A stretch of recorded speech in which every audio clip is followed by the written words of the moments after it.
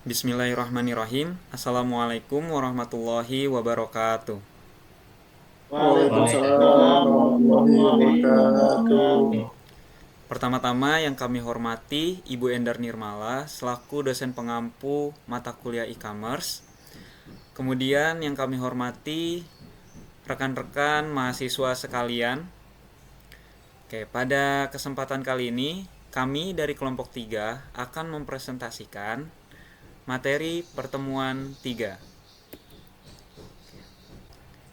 Oke, pertama-tama, tak kenal maka tak sayang.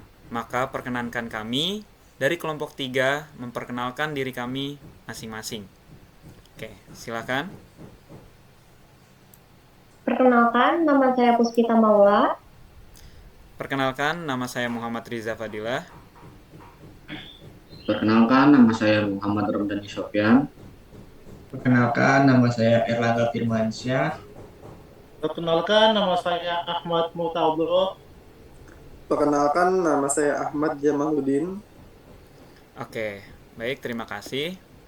Oke, selanjutnya untuk presentasi yang pertama akan dipimpin oleh saudara Muhammad Ramdhani Sofyan. Oke, waktu dan tempat dipersilakan. Terima kasih untuk Saudara Ria. Pada materi kali ini kita ada beberapa materi. Yang pertama menjelaskan pengertian dan standar EDI, lalu menjelaskan tentang keuntungan dan kerugian. 3 ada pengaruh penerapan EDI. Yang keempat mengimplementasikan cara kerja EDI.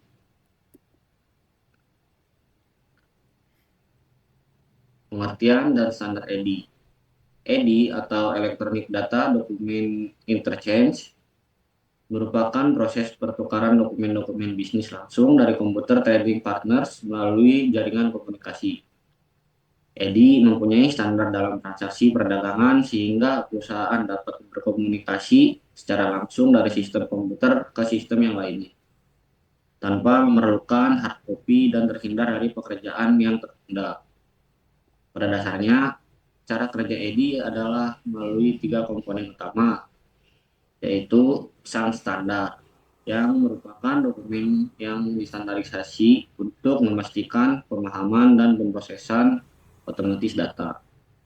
Lalu yang kedua, software atau perangkat lunak EDI, yaitu EDI Converter, yang berfungsi mengkonversi data antara format internal sistem perusahaan dan format EDI standar.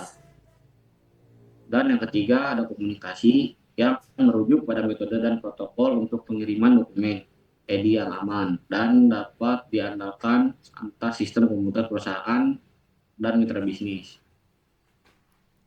Oke, baik, terima kasih untuk saudara Dani. Selanjutnya akan dilanjutkan oleh saudara Ahmad Jamaluddin. Untuk waktu dan tempat kami persilakan. Baik, terima kasih Saudara Reza Fadila. Oke, baik, saya di sini akan melanjutkan presentasi dari Saudara Dani, yaitu keuntungan dari EDI atau Electronic Data Interchange. Yang pertama itu penghematan biaya yang signifikan. EDI dapat menghemat biaya pemasaran dengan mengurangi ketergantungan pada iklan konvensional dan beralih ke pemasaran melalui internet yang lebih ekonomis. Yang kedua yaitu efisiensi dalam hubungan bisnis. EDI memungkinkan hubungan bisnis yang lebih fleksibel dengan supplier dan pesaing, memungkinkan perusahaan untuk melakukan transaksi dan mendapatkan informasi dengan cepat dan efisien. Ketiga yaitu peningkatan prestis dan fokus pada kualitas pelayanan. Dengan EDI, fokus perusahaan lebih pada kualitas pelayanan dan produk yang disediakan daripada hanya pada ukuran perusahaan.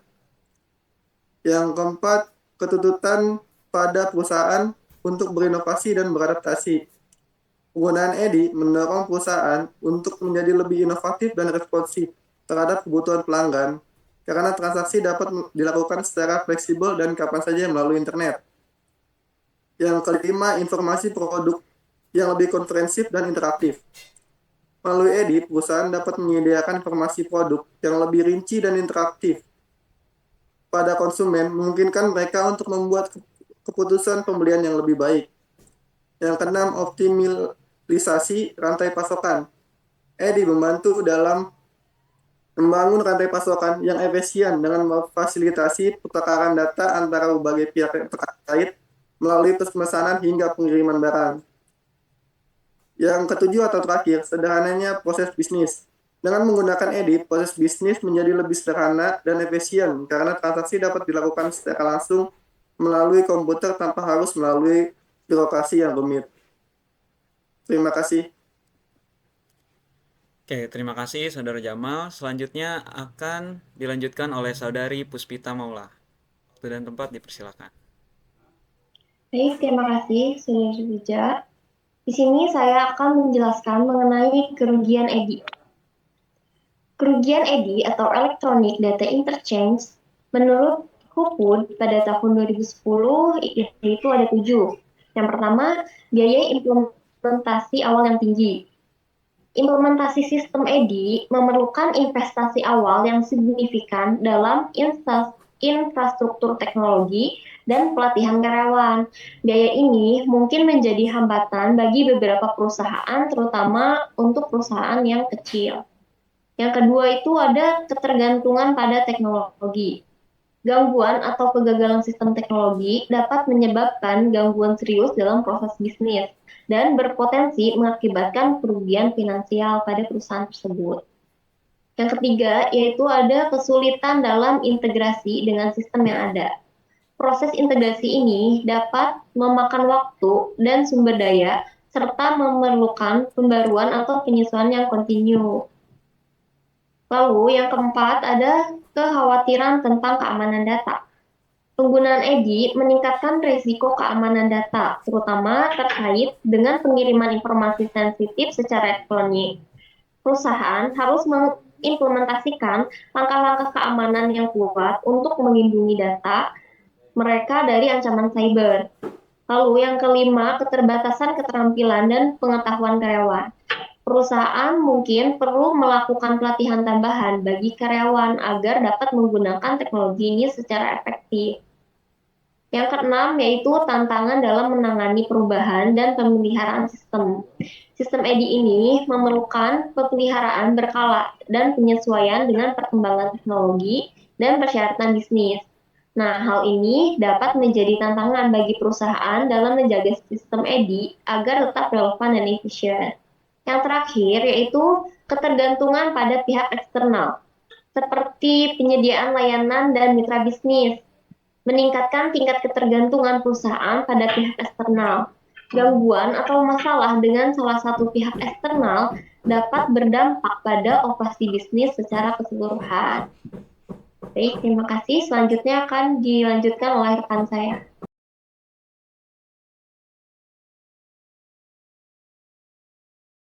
Oke, selanjutnya akan dilanjutkan oleh Saudara Erlangga Firmansyah. Waktu dan tempat dipersilakan. Baik, terima kasih Mas Riza. Saya akan melanjutkan yaitu tentang pengaruh penerapan dari EDI. Di sini bisa kita lihat penerapan pengaruh EDI itu ada 7. Yang pertama ada efisiensi operasional. Dengan adanya EDI, pertukaran dokumen bisnis seperti pesanan, faktur, dan konfirmasi pengiriman dapat dilakukan secara elektronik antara mitra bisnis. Hal ini mengurangi ketergantungan pada proses manual yang lambat dan rentan terhadap kesalahan manusia. Dan yang kedua ada biaya operasional yang lebih rendah. Dengan mengurangi ketergantungan pada proses manual dan dapat mengurangi kesalahan data, implementasi EDI dapat menghasilkan penghematan biaya yang signifikan. Yang ketiga ada peningkatan kecepatan transaksi. Pertukaran informasi melalui EDI dilakukan secara instan, mempercepat aliran informasi dalam rantai pasokan. Dan yang keempat, adanya peningkatan akurasi data. Dengan mengurangi intervensi manusia dalam proses pertukaran informasi, implementasi EDI ini mengurangi risiko kesalahan input data dan dokumen bisnis yang bisa diproses secara otomatis. Dan yang kelima, ada peningkatan kualitas layanan. Dengan proses yang lebih cepat, lebih efisien, dan lebih akurat, perusahaan dapat meningkatkan kualitas layanan kepada pelanggan mereka. Dan yang keenam ada meningkatkan daya saing. Dengan adanya EDI, daya saing ini mengadopsi teknologi. EDI dan perusahaan dapat memperkuat posisi mereka dalam pasar e-commerce. Mereka dapat menawarkan layanan yang lebih baik, harga yang lebih kompetitif, dan waktu respon yang lebih cepat.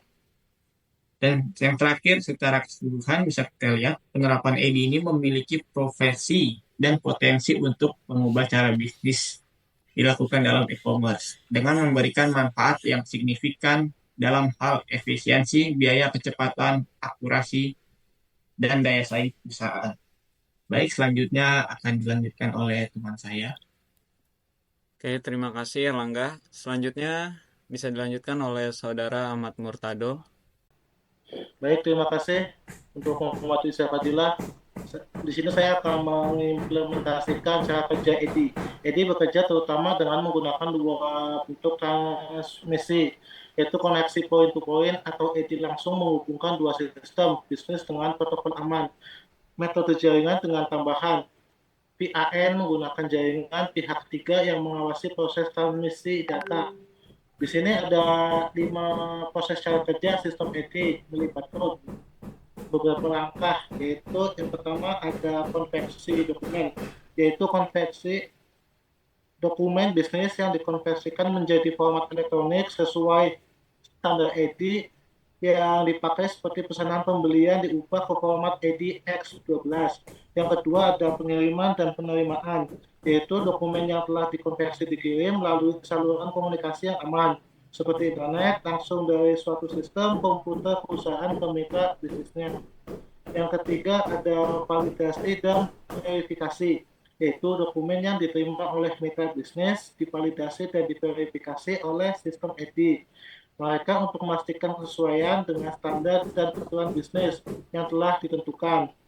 Baik, yang keempat di sini ada integrasi dengan sistem internal, yaitu dokumen bisnis yang telah diverifikasi diintegrasikan ke dalam sistem internal perusahaan, seperti sistem manajemen persediaan atau produksi, untuk diproses lebih lanjut.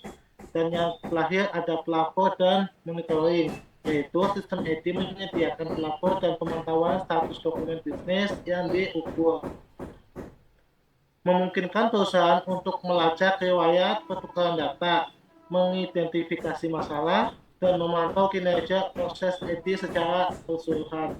Baik, selanjutnya akan dilanjutkan oleh rekan saya. Oke, terima kasih Ahmad Murtado. Selanjutnya akan saya lanjutkan.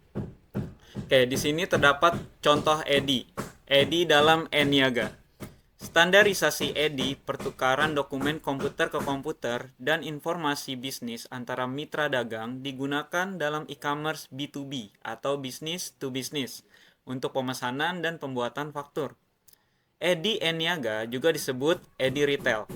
Pengecer seperti Walmart telah menggunakan perangkat lunak pertukaran data elektronik atau EDI ini untuk pesanan pembelian, pemberitahuan pengiriman di muka, dan faktur selama beberapa dekade. Nah, bisa kita lihat gambar di bawah ini. Nah, ini adalah pola dari contoh EDI ini. Contoh penerapan EDI ini. Oke. Selanjutnya. Nah, dari materi kami bisa kita ambil kesimpulan bahwa EDI memfasilitasi pertukaran dokumen bisnis langsung melalui komputer, mengurangi ketergantungan pada dokumen fisik. Meskipun memberikan keuntungan seperti penghematan biaya dan efisiensi operasional, EDI juga memiliki tantangan seperti biaya implementasi awal yang tinggi dan risiko keamanan data. Meskipun demikian, penerapan EDI dalam e-commerce memiliki dampak positif yang signifikan, termasuk peningkatan efisiensi operasional dan peningkatan kualitas layanan. Proses implementasinya melibatkan konversi dokumen, pengiriman, validasi, integrasi, serta pelaporan. Secara keseluruhan, EDI membantu perusahaan meningkatkan efisiensi dan daya saing mereka dalam lingkungan bisnis digital. Oke, berikut untuk referensi dari kelompok kami. Sekian yang dapat kelompok kami presentasikan. Kurang lebihnya mungkin silahkan ditambahkan. Dan kami mohon maaf atas kekurangan kami. Untuk sesi pertanyaan bisa dilanjut di forum diskusi. Sekian, wabillahi taufiq wal hidayah. Wassalamualaikum warahmatullahi wabarakatuh. Waalaikumsalam warahmatullahi wabarakatuh. Pak. Terima kasih.